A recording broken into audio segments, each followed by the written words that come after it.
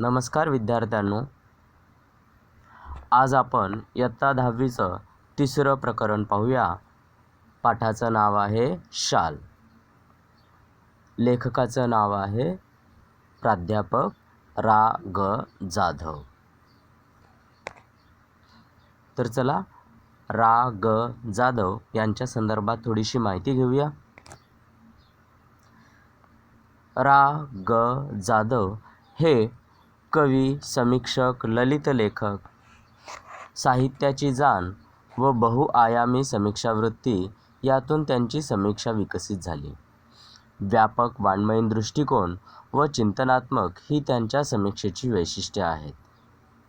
त्यांच्या समीक्षाविषयक लेखनाची 30हून अधिक पुस्तके आहेत.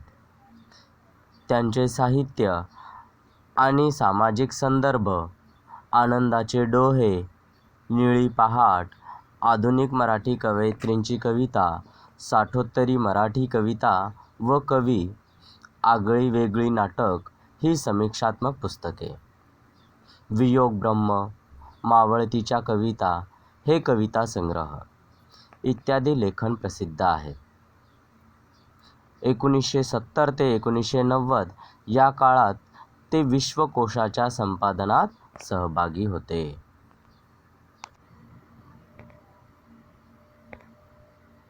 चला तर आपण पाठाची प्रस्तावना पाहूया. शालीभोवती असलेल्या लेखकाच्या आठवणी या पाठातून व्यक्त झाल्या आहेत. शाल ही प्रतिकात्मक आहे. शालीमुळे येणारा शालीनतेचा संदर्भ अंतर्मुख करणारा आहे. पाठातील औदार्याचे उदाहरण हे माणसाचे संवेदनशीलता जपणारे आहे. वस्तूंच्या संदर्भातील आठवणींचे मोल महत्त्वाचे असते. कोणत्याही निर्जीव वस्तूशी निगडीत असलेले संदर्भ मानवी भावना तरल ठेवतात. वस्तूशी निगडीत कोणतीही आठवण असो अथवा प्रसंग, त्यांचे मानवी संदर्भातच सर्वार्थाने महत्त्व ठरतात. म्हणजेच विद्यार्थ्यांनो, या पाठात लेखक रा. गा. जाधव यांनी आपण अंगावर ओढतो ती शाल आणि त्या संदर्भातल्या त्यांच्या जीवनातल्या आठवणी त्यांनी आपल्याला सांगितलेलं आहे. हे सांगत असताना त्यांचे जे दानशूरपणा आहे, दातृत्व आहे, दानशीलता आहे, त्यांचे उदाहरण हे मनाला एक वेध देऊन जातात, संवेदनशीलता माणसात जागृत करत असतात, हे त्यांनी सांगितलेलं आहे.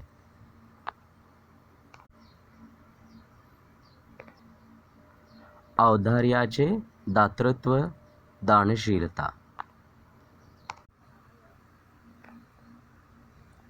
तर चला मित्रांनो, पाठाची सुरुवात करूया. लेखकांनी पहिली आठवण ही पु. ल. देशपांडे यांच्या संदर्भातील दिलेली आहे. एकदा मी पु. ल. देशपांडे यांच्याकडे काही एक निमित्ताने गेलो होतो. काम झाल्यावर मी निघण्याच्या बेतात होतो. तेवढ्यात सुनीताबाईंनी मला थांबवले व विचारले, तुम्हाला शाल दिली तर चालेल काय? मी एका पायावर हो म्हटले. पु. ल. व सुनीताबाई यांनी मला शाल द्यावी हा मला मोठा गौरव वाटला. ती शाल घेऊन मी माझ्या खोलीतल्या सुटकेसमध्ये ठेवून दिली. वापरली मात्र कधीच नाही.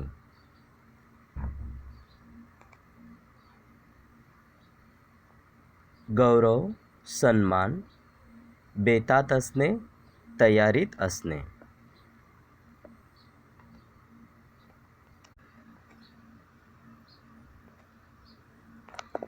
पुढे वाईला विश्वकोशाचा अध्यक्ष म्हणून मी गेलो. तेथे नदीकाठच्या प्रज्ञा पाठशाळेच्या खोलीत मी राहत असे. खोलीच्या दक्षिणेकडील खिडक्या कृष्णा नदीच्या चिंचोळ्या प्रवाहावर होत्या. वाई हे सातारा जिल्ह्यातील एक भाग आहे आणि त्यातलाच हा एक निसर्गरम्य परिसर आहे. चिंचोळ्या बारीक,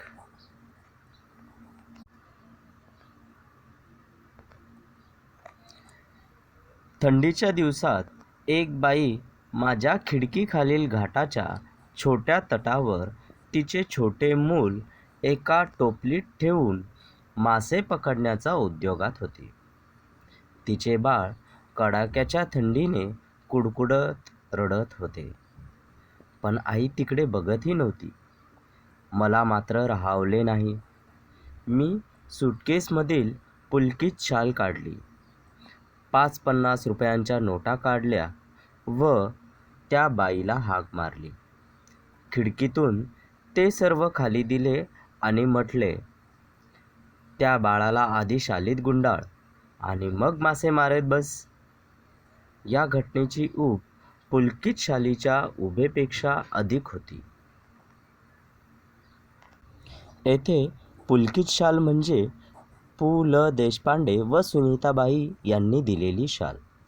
मुळात लेखकाला जी शाल पु. ल. देशपांडे व सुनीताबाईंनी दिली होती ती त्यांनी कधीच वापरली नाही, त्यांच्या गरजेची पडलीच नाही. पण तो जो गौरव म्हणून त्यांनी ठेवून घेतला होता. जेव्हा या बाळाला कुडकुडताना पाहिलं तर त्यांना आठवण झाली की अरे, माझ्याकडे जी शाल आहे ती माझ्या तरी काही उपयोगाची होत नाही आहे, तर एखाद्या गरजवंताला तरी ती उपयोगाची होईल, म्हणून त्यांनी ती देऊ केली. तर जेव्हा पु. ल. देशपांडे व सुनीताबाईंनी त्यांना शाल दिली होती तेव्हा जेवढा आनंद किंवा जेवढा गौरव, जेवढं चांगलं त्यांना वाटलं होतं त्याच्यापेक्षा कितीतरी अधिक चांगलं त्यांना आता त्या शालेचा योग्य तो उपयोग झाल्यानंतर वाटत होता. म्हणूनच त्यांनी म्हटले आहे, या घटनेची ऊब पुलकित शालीच्या उभेपेक्षा अधिक होती.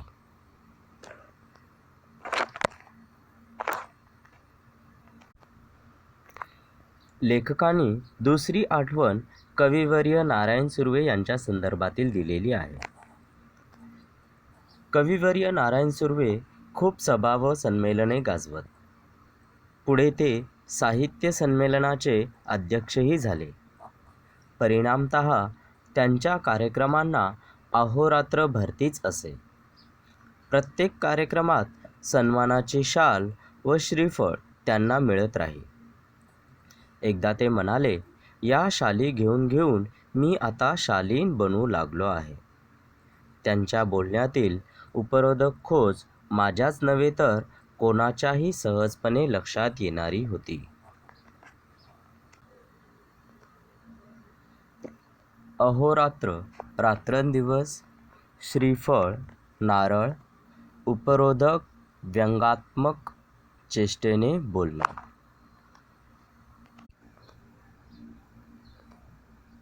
शाल व शालीनता यांचा संबंध काय?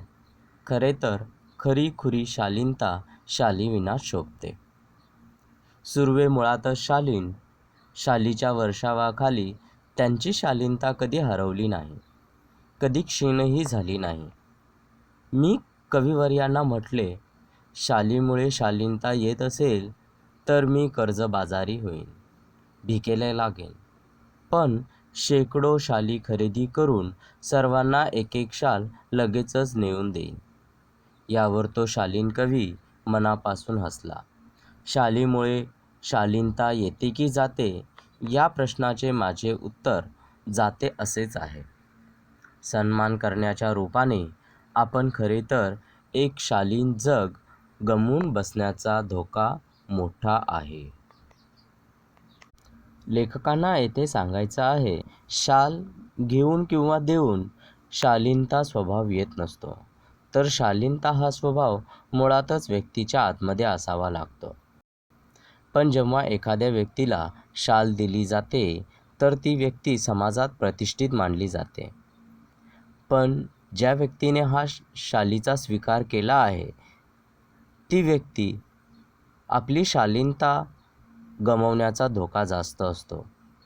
त्या समाजात एक प्रतिष्ठित व्यक्ती झाली तर त्याच्यात गर्विष्ठपणा वाढू लागतो. हे वाढू नये त्यामुळे त्याच्या स्वभावातली शालीनता ही त्याने गमवू नये हे सगळ्यात जास्त महत्त्वाचं. पण जेव्हा समाजात एक प्रतिष्ठित स्थान मिळालेलं असतं तर तेव्हा ही शालीनता निघून जाण्याची शक्यता किंवा धोका जास्त असते असं लेखकाला येथे सांगायचं आहे.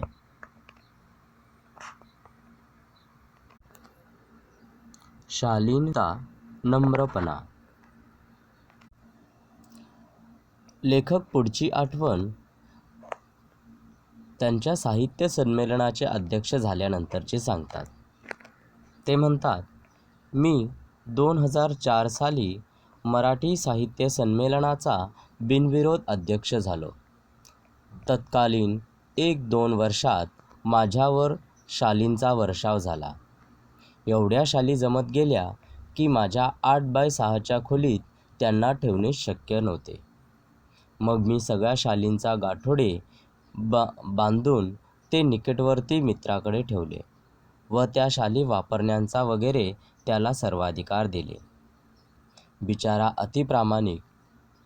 त्याच्याही छोट्या खोलीत त्याने ते सांभाळले. हळूहळू मी सगळ्या शाली वाटून टाकल्या गरीब श्रमिकांना. बिनविरोध, एकमताने, निकटवर्ती मित्र, जवळचा मित्र. लेखकाने पुढची आठवण पुण्यातल्या एका भिक्षेकरी म्हाताऱ्याची दिलेली आहे. याच सुमारास मी शनिवार पेठेतील ओंकारेश्वर मंदिराच्या पुलावर बहुधा रोज संध्याकाळी जात असे. तेथील कट्ट्यावर बसणे मला आवडे. एक दिवस काय घडले की कडक थंडीच्या दिवसात एक म्हातारा अशक्त भिक्षेकरी कट्ट्याला लागूनच चिरकुटे टाकून व पांघरून कुडकुडत बसल्याचे मी पाहिले. दुसऱ्या दिवशी मी 2 शाली घेऊन ओंकारेश्वरच्या कट्ट्यावर आलो. तो म्हातारा होताच. त्याला 2 शाली दिल्या. त्याने थरथरत्या हातांनी मला नमस्कार केला. चिरकुटे, फाटलेले कपडे, चिंध्या. पुढे 4-5 दिवस मला काही कामामुळे संध्याकाळी ओंकारेश्वरला जाण्यास उसंत लाभली नाही. त्यानंतर मी नेहमीप्रमाणे ये-जा करत राहिलो. मग एक दिवशी त्या भिक्षेकरी वृद्धाची आठवण झाली. तो नेहमीच्या ठिकाणी नव्हताच. तेथील पुलावर चक्कर मारावी म्हणून मी उठलो व पुलावरून चालू लागलो. पुलाच्या जवळपास मध्यावर तो भिक्षेकरी म्हातारा दिसला. मी लगबगीने त्याच्याकडे गेलो. पाहतो तो काय, तीच चिरकुटे अंगाखाली व अंगावर. तेच कुडकुडणे, तेच दीनवाणे जिणे. मी म्हटले, बाबा, तुम्ही मला ओळखले? त्याने नकारार्थी मान हलवली. वृद्ध, म्हातारा माणूस, भिक्षेकरी, भिकारी, उसंत न मिळणे, वेळ न मिळणे.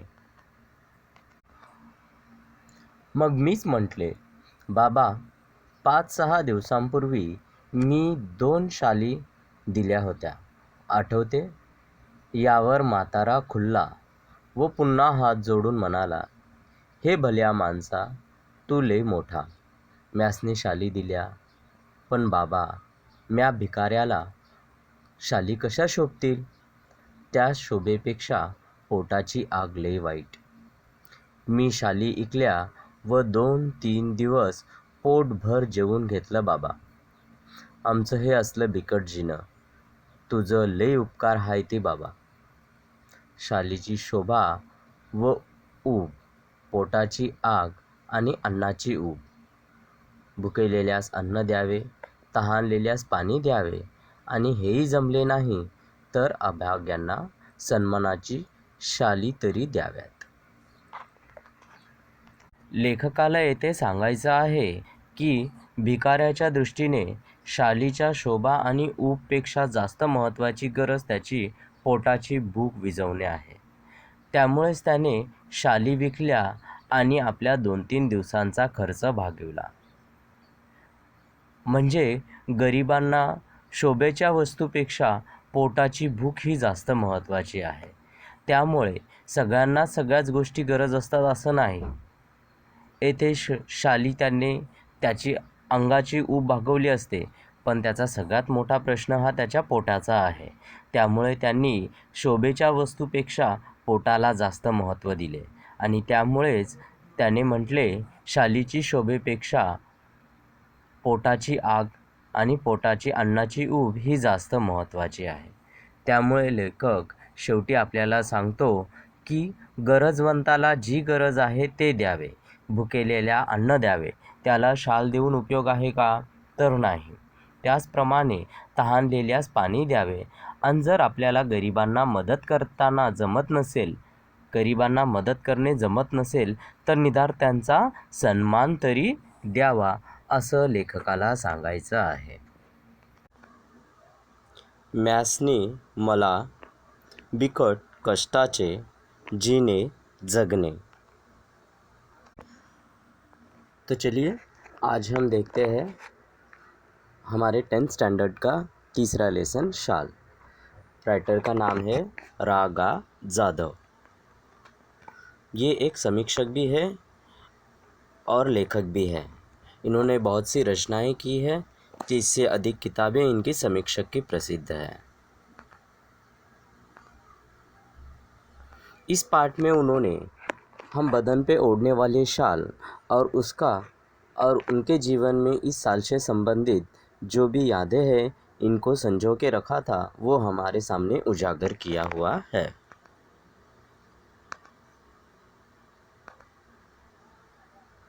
उन्होंने पहला अनुभव मराठी लेखक पु ल देशपांडे और उनके वाइफ का, मतलब उनके बीवी के साथ का किया था. वो एक बार अपने किसी काम से उनके घर गए थे, तो आते हुए उनके बीवी ने, मतलब सुनीता जी ने उनको एक शॉल दी थी. पर जब वो एक विश्वकोश के अध्यक्ष करके वाई में गए थे, तो वहाँ पे वो जिस स्कूल में रुके थे उसके पीछे एक नदी बहती थी, कृष्णा नदी. वहाँ पे एक गरीब महिला मच्छी पकड़ने जाया करती थी. तो वो अपने बच्चों को टोकरी में रखकर ठंडी में वो बच्चा रोते रहता, फिर भी वो उसकी फ़िक्र न करते हुए मच्छी पकड़ने जाया करती थी.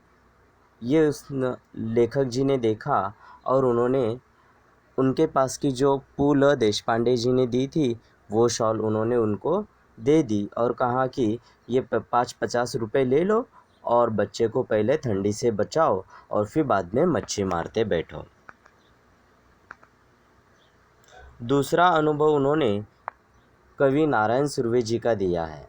उन्होंने बताया है कि नारायण सुर्वे बहुत बड़े कवि है, तो उनके हमेशा सभाएं हुआ करती थी और उनके हमेशा शॉल से सम्मानित किया जाता था. ये शॉल एक बार उन्होंने कहा, नारायण जी ने कहा कि मैं शॉल लेते लेते अब मैं शालीन बनने लगा हूँ. तो इस पर उन्होंने मतलब उनका जो कहने का जो बात था वो थोड़ा सा अजीब था कि वो व्यक्ति पहले से ही शालीन थे, विनम्र थे और वो किसी के शाल देने से उतने विनम्र नहीं होने का कोई संबंध ही नहीं आता था. तो मतलब व्यक्ति का स्वभाव शालीन होना चाहिए, विनम्र होना चाहिए, ना कि जैसे हमारा ओहदा बढ़ता है वैसे गर्विष्ठ होने से ज़्यादा अच्छा है कि हम शालीन बनकर रहना चाहिए. ये बात उन्होंने हमें इस प्रसंग से बताया है.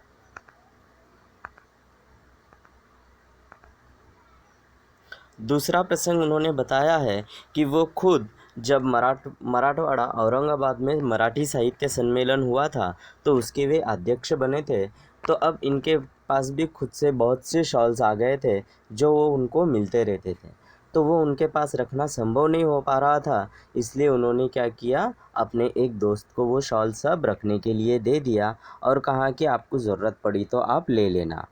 पर उनका दोस्त इतना प्रामाणिक था कि उसने एक भी शॉल यूज़ नहीं की. तो रागा जाधव ने वो सारी शॉल्स गरीब श्रमिक लोगों में बांट दी. तो ये गरीब लोगों में बांटते हुए जो अनुभव बताया है वो एक पुणे के ओंकारेश्वर मंदिर के पास का अनुभव उन्होंने बताया था. तो उसमें उन्होंने कहा है कि वो रोज़ शाम को पुणे के शनिवार पेट के ओंकारेश्वर मंदिर में जाया करते थे। वहाँ पे एक भिखारी उनको दिखता था जो ठंडी में कपकपाता बैठा हुआ रहता था। तो वो उनके पास गए, दूसरे दिन उनके पास गए और उन्होंने अपने पास की 2 शॉल्स उसको दे दी। और देने के बाद उनको 2-3 दिन वहाँ पे जाने की फुर्सत नहीं मिली, तो वो गए नहीं। तो जब वो उनको टाइम मिला तब वो चले गए, तो उन्होंने देखा कि वो बूढ़ा वहाँ पे नहीं था। तो उन्होंने सोचा कि चलो कोई बात नहीं।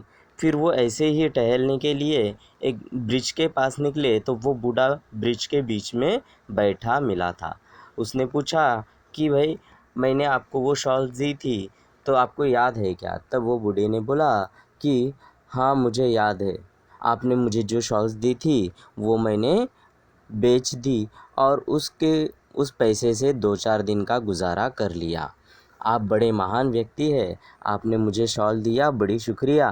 पर साहब, मेरी भूख उस शॉल से ज़्यादा बड़ी थी। मुझे शॉल शोभा नहीं देगी। मैं शॉल पहनकर भीख मांगूंगा तो कोई मुझे भीख भी नहीं देगा और ना ही मेरा गुजारा हो पाएगा।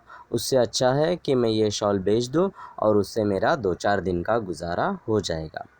आखिर में रॉगर्स यादव कहते हैं कि शॉल ये ऐसी चीज़ है जो शोभा के लिए रखी गई है, पर ज़रूरतमंद को ज़रूरत की चीज़ें देनी चाहिए।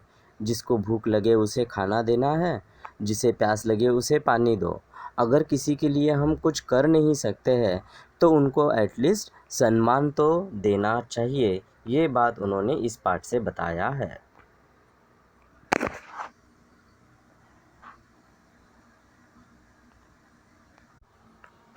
आवडले ना सगळ्यांना पाठ? धन्यवाद.